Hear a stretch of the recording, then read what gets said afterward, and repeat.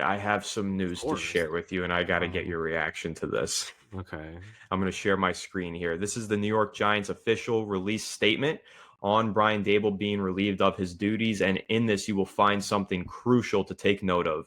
Joe Schoen remains in his position as general manager and will lead the search for a new head coach. From John Mara, we feel Joe has assembled a good young nucleus of talent, and we look forward to its development. Unfortunately, the results over the past 3 years have not been what any of us want. We take full responsibility for those results and look forward to the kind of success our fans expect. So, that is from the ownership explicitly stating that Joe Schoen is here to stay. All right. Well, Absurd.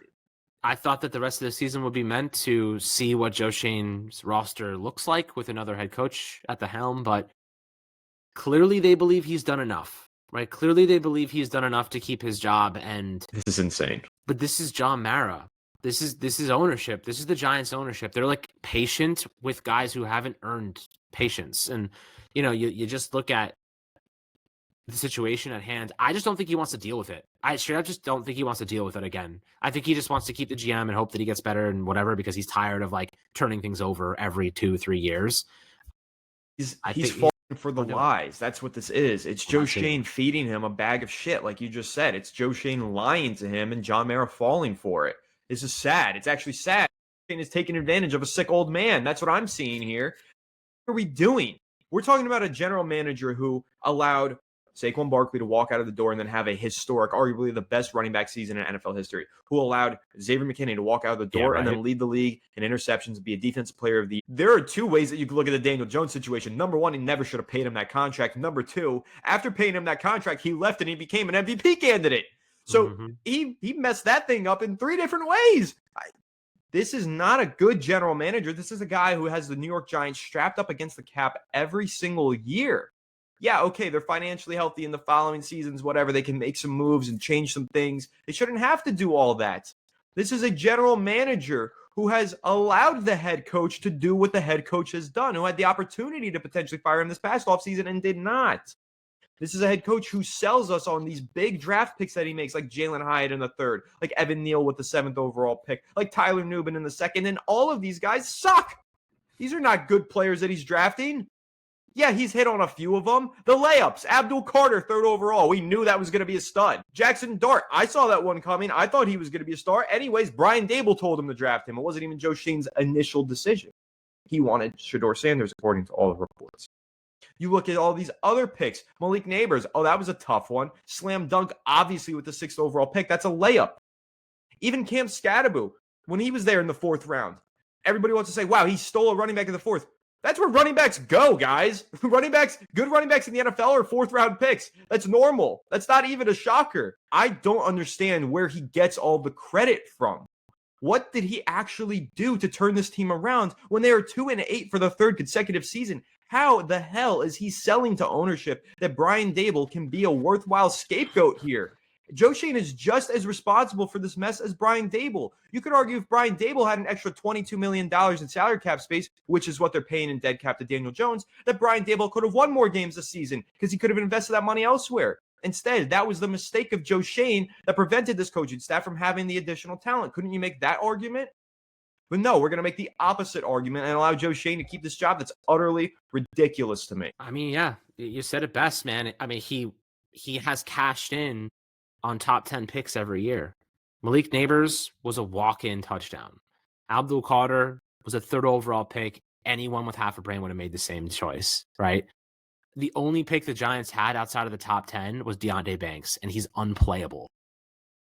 Their 2nd-round picks, Tyler Nubin, has looked borderline unplayable this season.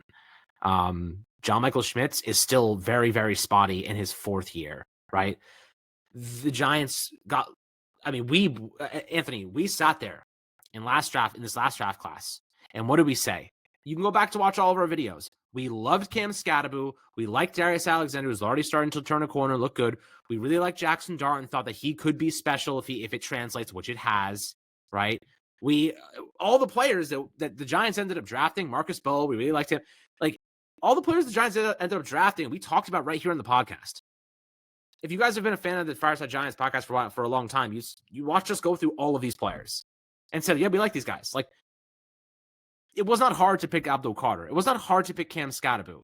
The move to get Jackson Dart actually was Brian Daboll's decision, which is the funniest thing about it, right? Like, what has Joe Schoen done to deserve this leash? I don't really know. And I just expect it to bite us in the butt. That's all I'm going to say. I hope to God it doesn't. I hope to God he gets this one right. He needs a head coach that's going to elevate the standard. He needs someone like that's the thing about this though, is that I'm a bit concerned that he's going to hire a head coach that's new, fresh, raw, like doesn't really know how to get it done yet. He needs to bring in someone who's going to help him elevate the standard, who's going to check him, is going to check Joe Schoen. Like, he can't be running around with unlimited power because that's what it seems like is happening, Anthony. He has all the power in the world. And there's no system of checks and balances. There's nobody saying, I don't think that's the right decision. I don't think that's a good move. This, that, and more. It's his say or the highway. And like, that's you can't have that in a collaborative experience. The NFL has to be collaborative. You need to have, different opinions. You need to be, getting perspectives on things. And I just don't think the Giants are doing what's best for the organization at this point in time. I hope to God I'm wrong. I hope to God that Joe Schoen's learned some valuable lessons, but they need a head coach with experience because they cannot give this guy someone new, raw, and inexperienced because he will not be able to build a competent team around them. Like, he doesn't know how to communicate properly with these guys. Like, he needs someone who's gonna come in there and immediately demand respect, immediately know what they need to win.